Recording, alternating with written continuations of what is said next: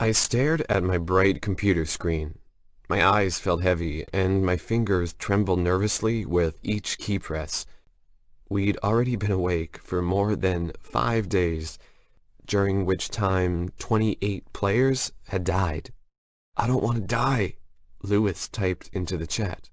"I'm not so sure you will. There's only the two of us left. I can't keep this up much longer."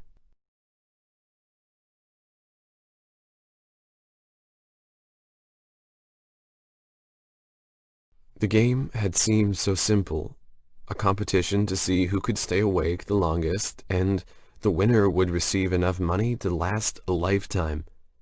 For someone like myself, without a social life nor a job to attend, it was the perfect opportunity. 30 players had received an invitation, all active participants of an international dark web forum. We were just required to fill in some necessary information, including a Bitcoin wallet to where the money would be sent. After clicking submit, I was given a time and a list of simple rules to follow. Number 1, both your web camera and microphone must be activated for the entire duration of the competition. Number 2, there won't be any bathroom breaks. Plan accordingly. Number 3, you're not allowed to seek out the physical location of the other contestants. Number 4, there can only be one winner. As I eagerly awaited for the first bit of excitement I'd seen in months, I stocked up on the necessary supplies, mostly energy drinks, snacks, and a bucket. Once the time of the competition started, I clicked the provided link. I was faced with a blank screen consisting of 30 names and a chat box. I could gain access to each of the competitors' camera feeds by clicking on their username, but the chat itself was global. "I guess no one here speaks English," Insomnia90 said. A few of the participants responded with broken sentences. It seemed that out of the 30 members of the chat, only myself and Insomnia9 were native speakers. 2 days went by in the blink of an eye, and 7 players had already left the game in silence. I spent most of my time watching movies and chatting to Insomnia90, who I'd come to know as Lewis.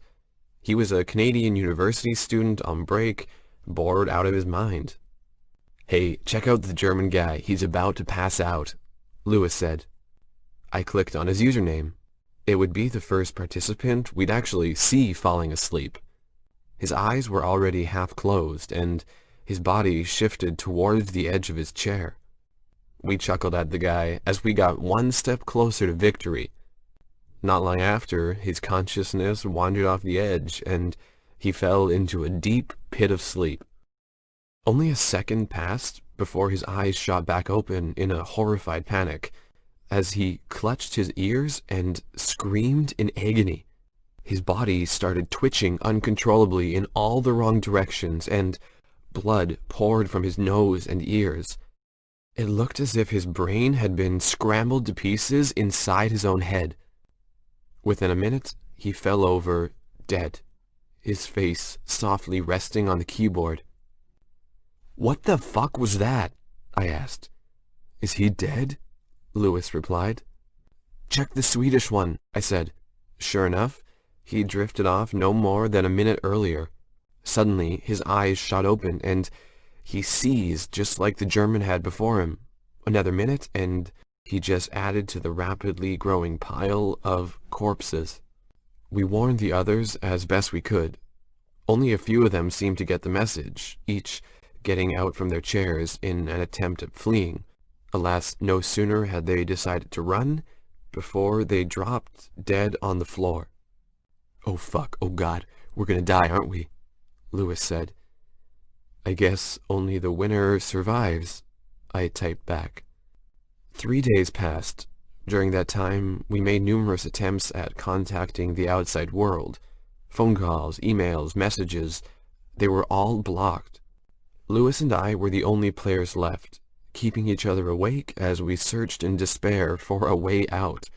I already ran out of supplies, so if sleep deprivation didn't get me, dehydration would. Then I noticed that Lewis hadn't spoken in a few minutes.